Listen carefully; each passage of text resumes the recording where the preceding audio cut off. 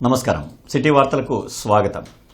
తూర్పు నియోజకవర్గంలో అన్ని ప్రాంతాల్లో మౌలిక వసతుల కల్పనకు ప్రత్యేక దృష్టి సారించామని ఎమ్మెల్యే నసీర్ అన్నారు. ఈ సందర్భంగా ఎమ్మెల్యే నసీర్ అహ్మద్ మాట్లాడుతూ విద్యుత్ సమస్యల పరిష్కారానికి విద్యుత్ ఉప కేంద్రం ద్వారా మార్గం చూపబోతున్నామని తెలిపారు. ముఖ్యమంత్రి నారా చంద్రబాబు నాయుడు ఆధ్వర్యంలో కూటమి ప్రభుత్వం అధికారంలోకి వచ్చినప్పటి నుంచి ప్రజలపై విద్యుత్ భారం లేకుండా చూస్తున్నామని తెలిపారు. గత ప్రభుత్వం విధించిన ట్రూ అప్ ఛార్జీలను తగ్గించి ప్రజలపై భారం లేకుండా చేశామన్నారు. కూటమి ప్రభుత్వం అధికారంలో ఉన్నంతకాలం విద్యుత్ ఛార్జీలు పెంచబోమని స్పష్టం చేసిన ఘనత ముఖ్యమంత్రి నారా చంద్రబాబు నాయుడుకి దక్కుతుందన్నారు. KVR education trust, student union for nation సంయుక్త ఆధ్వర్యంలో ఐఏఎస్ ఫౌండేషన్ క్లాసులు హిందూ ఇంజనీరింగ్ కాలేజీ ఆడిటోరియంలో జరిగాయి. Hindu college of engineering technology ఆడిటోరియంలో జరిగిన ఐఏఎస్ ఫౌండేషన్ క్లాసుల కార్యక్రమంలో మాజీ ఎమ్మెల్సీ కెఎస్ లక్ష్మణరావు ముఖ్య అతిథిగా హాజరై ప్రసంగించారు. సివిల్ సర్వీసెస్కు ప్రిపేర్ అవ్వాలనుకునే ప్రతి విద్యార్థి ప్రతి విషయం పట్ల అవగాహన కలిగి ఉండాలని అన్నారు. ప్రధానంగా కరెంట్ అఫైర్స్ తెలుసుకుంటూ ఉండాలన్నారు. ప్రతి ఒక్కరూ ఐఏఎస్ టార్గెట్గా పెట్టుకుని చదువుకోవడం ద్వారా ఐఏఎస్ సాధించవచ్చునన్నారు. ఈ కార్యక్రమంలో Hindu college correspondent Ramakrishna, vice principal Venu, Haimavathi, విద్యార్థులు, తల్లిదండ్రులు పాల్గొన్నారు. మనం ఇంటికి గ్యాస్ బండేజ్ చూస్తాం, కానీ గ్యాస్ లేకపోతే ఎరువుల కర్మాగారాలు నడవు. రామగుండంలో ఎరువుల కర్మాగారాలు ఉన్నాయి, మోసపడిపోయి కొన్ని చోట్ల గ్యాస్ ఆధారంగా విద్యుత్ తయారవుతుంది, అన్ని మూతపడిపోయింది. ఎందుకంటే గ్యాస్ లేదు, గ్యాస్ రావాలా. 80% గ్యాస్ ఇరాన్ మీద ఆల్మోస్ట్ జలసంధానం ఉంటుంది, అక్కడి నుంచి వస్తేనే గ్యాస్. ఇప్పుడు ఏమన్నాడు నరేంద్ర మోడీ, బంగారం మనకండి, పొదుపు చేయండి, సైకిల్ మీద వెళ్ళండి, ఇవన్నీ చెబుతున్నారు. ఇవన్నిటి కారణం ఇద్దరే, తప్ప రైట్ లేదు చర్చి దాని రోజుకి వెళ్ళండి.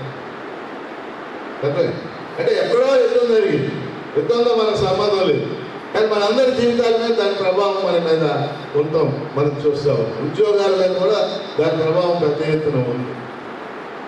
అదే కరెంట్ అఫైర్స్. అందుకని అలా ఏమేమి ఉంటాయి అనేది చెప్పడం దీని ముఖ్య ఉద్దేశం. అందుకని ఈ ఎండలో మంగళగిరిలోని రాష్ట్ర గ్రంథాలయాన్ని ఏపీ రాష్ట్ర గ్రంథాలయ పరిషత్ చైర్మన్ గోనుగుంట్ల కోటేశ్వరరావు పరిశీలించారు. అధిక సంఖ్యలో తల్లిదండ్రులు వారి పిల్లలను రాష్ట్ర ప్రభుత్వం ఏర్పాటు చేసిన వేసవి విజ్ఞాన శిబిరాలకు పంపిస్తున్నారని ఆంధ్రప్రదేశ్ రాష్ట్ర గ్రంథాలయ పరిషత్ చైర్మన్ గోనుగుంట్ల కోటేశ్వరరావు అన్నారు. మంగళగిరి మోడల్ లైబ్రరీని ఆయన సందర్శించారు. ఈ సందర్భంగా ఆయన మాట్లాడుతూ పిల్లలు మొబైల్కు దూరంగా ఉండాలి అంటే వేసవి విజ్ఞాన శిబిరాలకి పంపించాలని తల్లిదండ్రులకు సూచించారు. పిల్లలు మొబైల్ను అధికంగా చూడటం వల్ల జరుగుతున్న పరిణామాలను వివరించారు. ఆ విధంగా ఇక్కడ మంగళగిరిలో బ్రహ్మాండంగా గ్రంథాలయాన్ని తీర్చిదిద్దిన తర్వాత ఈ సంవత్సరం చూశారు కదా, దాదాపుగా అధిక సంఖ్యలో పిల్లలందరూ కూడా వచ్చి వారికి ఏదైతే ఇంట్రెస్ట్ ఉంటుందో డ్రాయింగ్లో కావచ్చు, క్రీడల్లో చెస్ కావచ్చు, క్యారమ్స్ కావచ్చు, అదేవిధంగా స్పోకెన్ ఇంగ్లీష్ కావచ్చు, పద్యాలు, అదేవిధంగా పొడుపు కథలు కూడా వీరికి నేర్పించాలి. వీటిల్లో ఎవరైతే అనుభవజ్ఞులు ఉంటారో ఆ అనుభవజ్ఞులతోటి ఈ పిల్లలందరికీ కూడా మొన్న ఏప్రిల్ 28వ తారీఖు నుంచి జూన్ 6వ తారీఖు వరకు ఈ శిక్షణా తరగతులను రాష్ట్రంలో గ్రంథాలయాల్లో నిర్వహించడం జరుగుతుంది.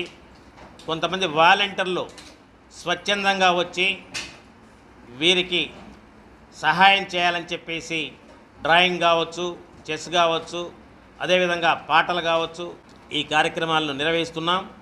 పిల్లలందరూ కూడా చాలా ఆనందంగా చూశారు కదా, ఎంత ఆనందంగా. వాళ్ళలో ఉన్నటువంటి నైపుణ్యాన్ని బయటికి తీసుకురావాలంటే ఇలాంటి గ్రంథాలయాలని తప్పనిసరిగా అందరూ వాడుకోవాలి.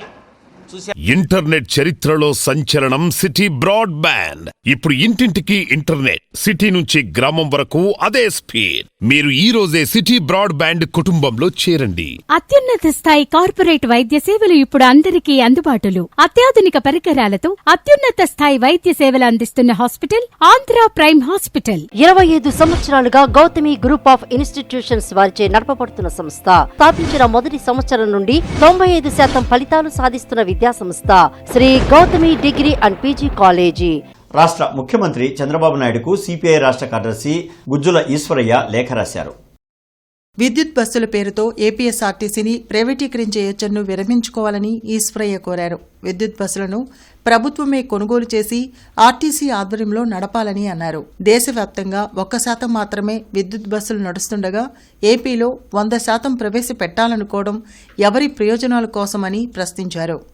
శ్రీశక్తి పథకం టిక్కెట్ల మొత్తం నెలకు 30 కోట్లను పూర్తిస్థాయిలో రీయింబర్స్మెంట్ చేయాలని కోరారు. ఆర్టీసీ ఉద్యోగులు, కార్మికులు ఎదుర్కొంటున్న పలు సమస్యల పరిష్కారం కోసం చర్యలు చేపట్టాలని తెలిపారు. అంతర్జాతీయ మ్యూజియం దినోత్సవం సందర్భంగా గుంటూరులో అవగాహన కార్యక్రమం జరిగింది. ప్రతి దేశ చరిత్ర, సంస్కృతి, సాంప్రదాయాలను తర్వాతి తరాలకు అందించడంలో మ్యూజియంలు కీలక పాత్ర పోషిస్తున్నాయని పలువురు వక్తలు పేర్కొన్నారు. పాత రాతియుగ మానవుని ఆయుధాల నుంచి ఆధునిక సాంకేతిక పరిజ్ఞానం వరకు మానవ నాగరికత అభివృద్ధిని ప్రజలకు, ముఖ్యంగా విద్యార్థులకు చేరువ చేసే వేదికలే మ్యూజియంలని తెలిపారు. ఈ సందర్భంగా గుంటూరు నగరంలోని బౌద్ధసిరి మ్యూజియంలో ప్రత్యేక అవగాహన కార్యక్రమాలు నిర్వహించారు. ఆంధ్రప్రదేశ్ పర్యాటక సంస్థ మరియు Indian national trust for art and cultural heritage సంయుక్త ఆధ్వర్యంలో జరిగిన ఈ కార్యక్రమానికి విద్యార్థులను తీసుకువచ్చి మ్యూజియం ప్రాశస్త్యాన్ని వివరించారు. ఈ కార్యక్రమంలో ప్రముఖ చరిత్ర పరిశోధకులు Srinath Reddy, intact Guntur chapter convener Mudigonda Ravishankar తదితరులు పాల్గొన్నారు. ఏదైనా ప్రజల కోసం కానీ ఏదైనా తలపెట్టారనుకోండి, తలపెడుతూ మరణించిన లేకపోతే వాళ్ళకి వాళ్ళు అర్పించుకున్న వాళ్ళని వీరగొల్లు, వాళ్ళ గుర్తుగా వీరగల్లేస్తారు. ఇదే సంస్కృతి మనం ఇప్పటికీ ఫాలో అవుతున్నాం. మనం ఆ విగ్రహాలు పెట్టేయన్నీ ఎక్కడి నుండి వచ్చింది? కల్చర్ దీని నుంచే వచ్చింది. వీర గల్లు, వీరుడు గల్లు, గల్లు అంటే స్టోన్. సో కన్నడ భాషలో గల్లు అంటే ఏంటంటే స్టోన్, అందుకని వీరగల్లు అంటారు. ఈ పర్టికులర్ వీరగల్లు ఏంటంటే ఏం చేస్తున్నాడు ఆయన? కనిపిస్తుందా? తల కోసేసుకుంటున్నాడు. సో ఇది దాదాపు మిడియవల్ పీరియడ్లో, సో 11th, 12th సెంచరీ ఆ టైంలో ఏంటంటే వాళ్ళని అర్పించుకునేవాళ్ళు. సినిమాల్లో చూస్తాం కదా, తమిళ సినిమాల్లో చూసారా? సో కొన్ని మూవీస్లో వాళ్ళు అర్పించేసుకుంటారన్నమాట. ఇప్పుడు మనం జస్ట్ ఇట్లా కొంచెం బ్లడ్ ఇయటం ఇప్పటికి కొంచెం ఉందన్నమాట. సో ఆ టైంలో ఏంటంటే వాళ్ళు అర్పించుకునేవాళ్ళు. హోటల్ రంగాన్ని పరిశ్రమగా గుర్తించి తగిన విధంగా రాయితీలు కల్పించాలని hotels and allied institutions welfare association ప్రతినిధులు డిమాండ్ చేశారు. హోటల్ రంగం ప్రస్తుతం తీవ్రమైన విపత్తులో ఒడిదుడుకులు ఎదుర్కొంటోందని చెప్పారు. ఈ మేరకు అసోసియేషన్ నూతన కార్యవర్గ ప్రమాణ స్వీకారోత్సవం గుంటూరులో ఘనంగా జరిగింది. నూతన అధ్యక్షుడిగా యనమదల సాంబశివరావు, కార్యనిర్వాహక కార్యదర్శి మంతెన వంశీకృష్ణరాజు, కోశాధికారిగా భీమవరపు హేమంత్, గౌరవ అధ్యక్షులుగా పొనకల బాలసుబ్రహ్మణ్యం తదితరులు ప్రమాణ స్వీకారం చేశారు. ఈ సందర్భంగా అసోసియేషన్ ప్రతినిధులు మీడియాతో మాట్లాడారు. హోటల్ యజమానుల సమస్యల పరిష్కారానికి కృషి చేస్తామని చెప్పారు. ఫుడ్ లైసెన్స్ తీసుకున్న తర్వాత మాత్రమే హోటల్స్ కొనసాగించాలని సూచించారు. గ్యాస్, లేబర్, జీఎస్టీ విషయంలో అనేక సమస్యలు ఎదురవుతాయని అన్నారు. ఖర్చులు పెరిగిన కారణంగానే ఆహార పదార్థాల ధరలు కూడా సాధారణంగా పెరగడం జరుగుతుందని వారు వెల్లడించారు. హోటల్ రంగాన్ని ఆదుకునేందుకు ప్రభుత్వం చర్యలు తీసుకోవాలని సూచించారు. మాకు ఈ అసోసియేషన్ అనేది ఈ సంఘటన ఏది, ఎందుకంటే మాకున్న సమస్యలని పరిష్కరించుకోవటం, ఏదైనా కొత్త వాళ్ళని మళ్ళీ మెంబర్షిప్ జాయిన్ చేసేసుకొని అవగాహన కల్పించుకోవడానికి ఎక్కువ ప్రాధాన్యత ఇవ్వడం జరుగుతుంది. ప్రతి విషయంలో కూడా ప్రతి వాళ్ళు హోటల్ రంగంలోకి రావడానికి ఉత్సాహపడుతూ ఉన్నారు. కానీ ఏంటంటే మినిమము అవగాహన లేని వాళ్ళు చాలామంది ఉంటున్నారు. ఏదో డబ్బులు ఉంటున్నాయి, హోటల్ పెట్టేస్తున్నాం, తర్వాత వర్కర్స్ని పెట్టాం, రన్ చేస్తున్నా, కానీ దానికి సంబంధించిన ఏమేంటి, ఎలాంటి పరిమితులు ఉండాలి, నిబంధనలు ఉండాలి అనేది అవగాహన లోపం. పశ్చిమాసియా యుద్ధం వాతావరణం కారణంగా మనకి ఈ సమస్యలను, దీనివల్ల నిత్యావసర వస్తువులు మొత్తం టోటల్ అన్నీ హోటల్ వ్యాపార రంగం అనేది కానీ, స్వీట్ షాపులు కానీ, బేకరీలు ఏవైనా చేసే పరిస్థితి అయితే లేదు. చాలా లాసుల్లో ఉన్నాం, చాలా ఇబ్బంది పడుతున్నాం. అందరూ మాకు ఏ డిపార్ట్మెంట్ వాళ్ళు అయినా మాకు సహకరించి మమ్మల్ని అందరినీ ఆదుకుంటారని మేము విన్నవించుకుంటున్నాం. వాళ్ళకి చాలా ఇబ్బందులు, ఇది ఎప్పుడూ రాలా, ఇది మరో కరోనా తర్వాత ఇది ఒక విపత్తు. దీన్ని ఏ డిపార్ట్మెంట్లు కూడా అందరూ మాకు సహాయం చేసి మేము అవసరమైతే సీఎం గారి దగ్గరికి వెళ్ళాలి. కలెక్టరేట్లో ప్రజా సమస్యల పరిష్కార వేదిక కార్యక్రమం జరిగింది. జిల్లా నలుమూల నుంచి వచ్చిన బాధితులు తమ సమస్యలు పరిష్కరించాలంటూ కలెక్టర్ సీఎం సాయికాంత్ వర్మకు వినతులు అందించారు. ప్రతి సోమవారం కలెక్టరేట్లో నిర్వహించే ప్రజా సమస్యల పరిష్కార వేదికకు బాధితులు బారులు తీరారు. ఫిర్యాదులను జిల్లా ఉన్నతాధికారులు స్వీకరించారు. ఆయా సమస్యల పరిష్కారంకు తగు చర్యలు తీసుకుంటామని భరోసా కల్పించారు. ఉండవల్లి గ్రామాన్ని ల్యాండ్ పూలింగ్ నుంచి మినహాయింపు ఇవ్వాలని ఉండవల్లి గ్రామస్తులు కలెక్టర్కు వినతి పత్రం అందజేశారు. ల్యాండ్ పోలింగ్లో ముందు తీసుకున్న భూముల్నే ఇంతవరకు అభివృద్ధి చేయలేదని, తమ నోటికాడి భూములను లాక్కోవద్దని ఉండవల్లి గ్రామస్తుడు మున్నంగి వీర శ్రీధర్ రెడ్డి వేడుకున్నారు.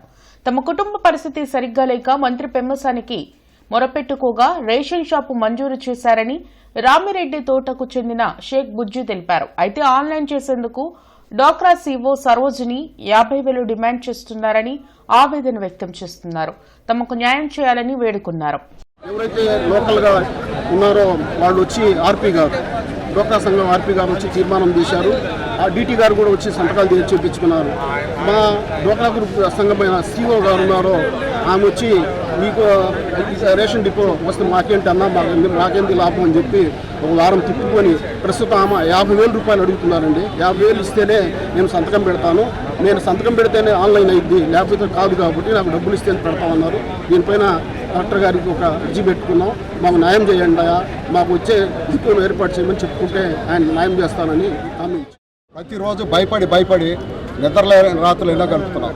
మా తాతలు ఏదో ఒక 30 సెంట్లు 40 సెంట్లు అలా ఇచ్చారు.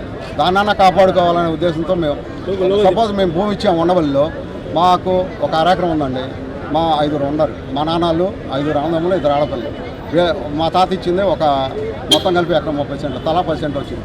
ఆ 10 సెంట్లకి ప్లాట్ కొడటానికి సిఆర్డీ వాళ్ళకి చాలు, వీళ్ళు ఒక బాండ్లు ఇస్తారంట. ఆ బాండ్లు ఏం చేసుకుంటాం? దయచేసి నేను చెప్పిన ప్రతి ఒక్క విషయం కలెక్టర్ గారు సానుకూలంతో మా ప్రధాన డిమాండ్ ల్యాండ్ పూలింగ్ నుంచి, ల్యాండ్ ఎక్విజిషన్ నుంచి ఉండవల్లి గ్రామాన్ని మినహాయించాలి. మిగిలిన వాళ్ళకి ఏది చేయాలన్నా మేము సహకరిస్తానికి సిద్ధంగా ఉన్నాం. అన్ని రాష్ట్రాల్లో కన్నా ఏపీలోనే పెట్రోల్, డీజిల్ ధరలు అధికంగా ఉన్నాయని మాజీ మంత్రి అంబటి రాంబాబు ధ్వజమెత్తారు. రాష్ట్రంలో పెరిగిన పెట్రోల్, డీజిల్ ధరలను తగ్గించాలంటూ వైసీపీ శ్రేణులు కలెక్టరేట్లో ఆందోళన కార్యక్రమం నిర్వహించారు. ఈ సందర్భంగా జిల్లా అధ్యక్షులు అంబటి రాంబాబు మీడియాతో మాట్లాడారు. ఎన్నికల సమయంలో లోకేష్ రాష్ట్ర ట్యాక్సులు తగ్గించి ధరలు తగ్గిస్తామని హామీ ఇచ్చి విస్మరించారని ఎద్దేవా చేశారు. రెడ్ బుక్ నా మీద కాదు, జనసేన వాళ్ల మీద కూడా అమలు చేస్తున్నారన్నారు. ముట్లూరు ఘర్షణలో జనసేన వాళ్లపైన కేసులు పెట్టి టీడీపీకి చెందిన కళ్యాణ చక్రవర్తిపై పెట్టిన కేసును మాఫీ చేస్తున్నారని అన్నారు. కార్యకర్తల ఆత్మగౌరవం కాపాడుతాను అన్న పవన్ కళ్యాణ్ ఎందుకు స్పందించడం లేదని ప్రశ్నించారు. పెంచిన పెట్రోల్, డీజిల్ ధరలను తగ్గించాలని, లేకుంటే రాష్ట్ర వ్యాప్తంగా ఉద్యమాలు చేస్తామని హెచ్చరించారు. అనంతరం కలెక్టర్ సాయికాంత్ వర్మకు మెమరాండం అందించారు. ఈ కార్యక్రమంలో నగర అధ్యక్షురాలు నూరి ఫాతిమా, నిమ్మగాయల రాజనారాయణ, ఇతర ముఖ్య నాయకులు పాల్గొన్నారు. నారా చంద్రబాబు నాయుడు గారి కుమారుడు లోకేష్ గారు, ఆయన మేము అధికారంలో ఉన్నప్పుడు, వాడు అపోజిషన్లో ఉన్నప్పుడు పెట్రోల్ ధరలు విపరీతంగా పెరిగిపోయాయి. దీనికి కారణం రాష్ట్ర ప్రభుత్వం విధించేటటువంటి లోకల్ ట్యాక్సెస్. ఆ లోకల్ ట్యాక్సెస్ని మేము తొలగిస్తాం, మేము అధికారంలోకి వస్తే ధర తగ్గించేస్తాం అని చెప్పినటువంటి ప్రబుద్ధుడు. ఆయన అడుగుతా ఉన్నారు, ఏమండి ఆ రోజున మీరు మమ్మల్ని ఇలా అన్నారు కదా, ఇప్పుడు మీ ప్రభుత్వం వచ్చింది కదా, మరి లోకల్ ట్యాక్సెస్ వ్యాట్ని తగ్గించి అన్ని రాష్ట్రాల కన్నా చౌకగా చేయొచ్చు కదా. అజేయుడు కమిషన్లు వచ్చాయితే చేస్తారు. ఈ నెల 23, 24 తేదీల్లో ప్రగతిశీల మహిళా సంఘం ఆధ్వర్యంలో ఆంధ్ర రాష్ట్ర 9వ మహాసభలు గుంటూరులో జరగనున్నాయి. బ్రాడీపేటలోని ఎస్హెచ్ఓలో జరిగిన మీడియా సమావేశంలో ప్రగతిశీల మహిళా సంఘం రాష్ట్ర అధ్యక్షురాలు ఎం లక్ష్మి, ప్రధాన కార్యదర్శి బి పద్మ మాట్లాడారు. మహిళలపై జరుగుతున్న దాడులకు, హింసకు వ్యతిరేకంగా ప్రగతిశీల మహిళా సంఘం పనిచేస్తుందన్నారు. మహిళా దృక్పథంతో పోరాడి సాధించిన హక్కులను, చట్టాలను అమలు చేయాల్సిన ప్రభుత్వం మహిళా సంస్కరణల పేరుతో నిర్జీవం చేస్తుందని మండిపడ్డారు. మహిళల సమస్యల పట్ల మహాసభల్లో చర్చ జరుగుతుందని, ప్రతి ఒక్కరూ పాల్గొని జయప్రదం చేయాలని పిలుపునిచ్చారు. ఈ కార్యక్రమంలో సంఘం నాయకులు పాల్గొన్నారు. నూతన న్యాయ చట్టాలు మహిళా దృక్కోణంతో దాన్ని ఎట్లా పరిష్కారం చేయాలి, ఎలా దాన్ని ముందుకు తీసుకెళ్లాలి, మా కర్తవ్యం ఏంటి అని చెప్పనే దాని మీద కూడా ఒక క్లాసు నిర్వహిస్తూ ఉన్నాం. దాన్ని జహరా గారు చెప్తారు. అదేవిధంగా మన కాచాయిని గారు, ఆవిడ కూడా నెక్స్ట్ డే క్లాస్ని బోధిస్తారు. తను కూడా హిందుత్వము, మహిళలు ఎట్లా ఈ హిందుత్వ భావజాలానికి మహిళలు బలవుతూ ఉన్నారు అని చెప్పనే దాని మీద కూడా తను ఉంటుంది. మా రాష్ట్ర కార్యవర్గం ఆఫీస్ బేరర్స్ అందరూ ఈ మహాసభ ప్రారంభానికి అధ్యక్ష వర్గంగా అందరూ కూడా, మా రాష్ట్ర ఆఫీస్ బేరర్స్ అందరూ కూడా ఈ అధ్యక్ష వర్గంగా ఉంటారు. పోరాడి సాధించుకున్న హక్కులన్నీ కూడా అమలు కావాలనే ఉద్దేశంతో ప్రధానంగా ఈ మహాసభలో చర్చ జరగబోతుంది. అనేక సంబంధించి చేసిన కార్యక్రమాలను కూడా రివ్యూ చేసుకొని భవిష్యత్తులో కూడా పోరాట పిలుపులు ఇవ్వడం జరుగుతుంది. మహిళల యొక్క ఉపాధి, నివాసము, జీవించే హక్కులపై జరుగుతున్న దాడి ఏదైతే ఉందో ఇంట బయట పనిలో బడిలో గుడిలో బడిలో ఈరోజు అదేవిధంగా మహిళలకు సంబంధించిన దాంట్లో అన్నింట పగలు రాత్రి ఒంటరిగా కానీ సామూహికంగా కానీ రక్షణ కానీ భద్రత కానీ కల్పించాల్సిన ప్రభుత్వాలు ఎక్కడ కల్పించలేని తనం ఏదైతే ఉందో ఈ విధానాలన్నిటికీ వ్యతిరేకంగా ప్రభుత్వం సంబంధించిన విషయాలన్నింటిలో కూడా all India state bank of India staff federation ఆధ్వర్యంలో కలెక్టరేట్ ఎదుట ధర్నా నిర్వహించారు. ఈ నెల 25, 26 తేదీల్లో దేశవ్యాప్తంగా నిర్వహించనున్న సమ్మెలో భాగంగా ఏఐ, ఎస్బీఐ, ఎస్ఎఫ్ పిలుపు మేరకు జిల్లా శాఖ ఆధ్వర్యంలో ధర్నా నిర్వహిస్తున్నామని అసిస్టెంట్ జనరల్ సెక్రటరీ వి నరేంద్ర కుమార్ తెలిపారు. ప్రధానంగా బ్యాంకులు తగిన సిబ్బంది నియామకం చేపట్టాలని, శాశ్వత ఉద్యోగాలను అవుట్సోర్సింగ్ చేయడాన్ని నిలిపివేయాలని డిమాండ్ చేశారు. తీవ్రమైన సిబ్బంది కొరత, పెరుగుతున్న పని ఒత్తిడి కారణంగా ఉద్యోగులతో పాటు ఖాతాదారుల సేవలు కూడా దెబ్బతింటున్నాయని ఆందోళన వ్యక్తం చేశారు. వెంటనే ప్రభుత్వం స్పందించి తమ సమస్యలు తీర్చకపోతే ఈ నెల 25, 26 తేదీల్లో దేశవ్యాప్తంగా స్టేట్ బ్యాంక్ సిబ్బంది అంతా నిరవధిక సమ్మెకు దిగుతామని హెచ్చరించారు. ఈ కార్యక్రమంలో వైస్ ప్రెసిడెంట్ విఎస్ఆర్ సుధాకర్, వి నరేంద్ర కుమార్, పిఎస్ రంగసాయి, ఇబ్రహీం షేక్ తదితరులు పాల్గొన్నారు. ముఖ్యంగా స్టేట్ బ్యాంక్ ఆఫ్ ఇండియా ఉద్యోగులు ఇంటర్నల్గా ఉన్న సమస్యల మీద ఈ నెల నిన్న సమ్మె నోటీస్ ఇవ్వడం జరిగింది. 4వ తారీఖు నుంచి వివిధ రకాలుగా ప్రొటెస్ట్ కార్యక్రమాలు జరుగుతున్నాయి. అందులో భాగంగా ఈరోజు దేశవ్యాప్తంగా ధర్నా కార్యక్రమాలు నిర్వహించడం జరుగుతుంది. ముందుగా మా ప్రధానమైన డిమాండ్లు ఒక 16 డిమాండ్లతో మేము మేనేజ్మెంట్కి సమ్మె నోటీస్ ఇవ్వడం జరిగింది. అందులో ముఖ్యమైన డిమాండ్ మెసెంజర్ రిక్రూట్మెంట్. గత 30 సంవత్సరాలుగా మేము మెసెంజర్స్ రిక్రూట్మెంట్ కోసం మా ఫెడరేషన్ తరఫున మా నాయకులు పోరాడుతూనే ఉన్నారు. అయినా సరే ఎటువంటి మేనేజ్మెంట్ నుంచి ఎటువంటి స్పందన లేకపోవడం వల్ల తప్పని పరిస్థితుల్లో సమ్మెకి వెళ్ళవలసి వచ్చింది. ఎందుకంటే మెసెంజర్స్ చాలా బ్యాంకుల్లో కార్యక్రమాల్లో మెసెంజర్స్ అనేది చాలా ఇంపార్టెంట్.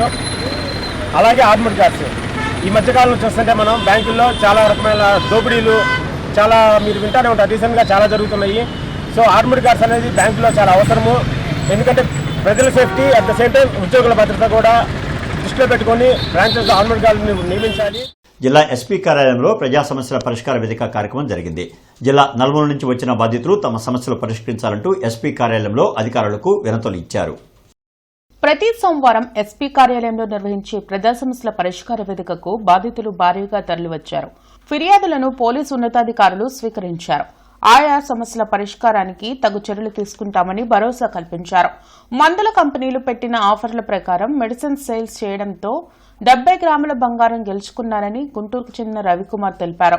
అయితే ఎన్నిసార్లు అడిగినా బంగారం ఇవ్వకుండా మార్కెటింగ్ వాళ్లు ఇబ్బందులు పెడుతున్నారని ఫిర్యాదు చేసినా అరండల్పేట్ పోలీసులు పట్టించుకోవడం లేదని ఆవేదన వ్యక్తం చేశారు. గత 15 సంవత్సరాలకి నేను మెడికల్ వ్యాపారం చేస్తున్నాను. అయితే జిఎస్ రెడ్డి మార్కెటింగ్ అని 2023 నుంచి మా దగ్గరకు వచ్చి మా కొంచెం మెడిసిన్ అమ్మి పెట్టండి, మీకు ఏదైనా ఉన్నా మేము చూస్తామని చెప్పేసి అన్నారు. స్కీముల రూపేనా కానీ నాకు రావాల్సింది సుమారుగా 70 గ్రాముల బంగారం రావాలి. ఇదేంటంటే సార్ 2025 మార్చికే ఇవ్వాలి. ఇంతవరకు సంవత్సరం అవుతున్నా దాని గురించి ఏం పట్టించుకోవట్లేదు. దీని గురించి పలుమార్లు కంపెనీ వాళ్ళని అడుగుతుంటే తర్వాత చూస్తాం అని ఈరోజు వచ్చి 2023లో 70,000 ఉంది, 60,000 ఉంది, ఆ రేటు ప్రకారంగా నేను ఇస్తాము, ఇప్పుడైతే ఏమో అని అన్నారు. అదేంటి సార్ మీరు దాంట్లో గోల్డ్ అనే ఇస్తానన్నారు కదా, ఇక్కడ మన డబ్బులు అంటున్నారు ఏంటంటే, లేదు మేము నీ చేతనని చూసుకోపో, నువ్వు తక్కువ కొనవాడు నువ్వా మాకు చెప్పేది, మేమేం చేయాలో మాకు తెలుసు అని అన్నారు.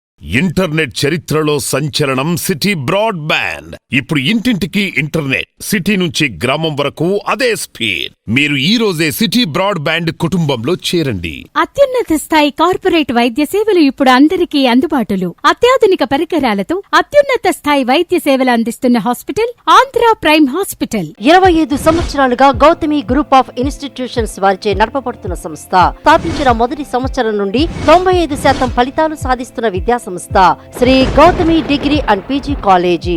ఉక్రెయిన్లోని జపోరిజియా మెడికల్ యూనివర్సిటీలో 6వ సంవత్సరం ఎంబీబీఎస్ చదువుతున్న నిడుముక్కలకు చెందిన మౌనిక ఉక్రెయిన్లో యుద్ధం కారణంగా ఉజ్బెకిస్తాన్లోని తాష్కెంట్ యూనివర్సిటీకి బదిలీ అయ్యారు.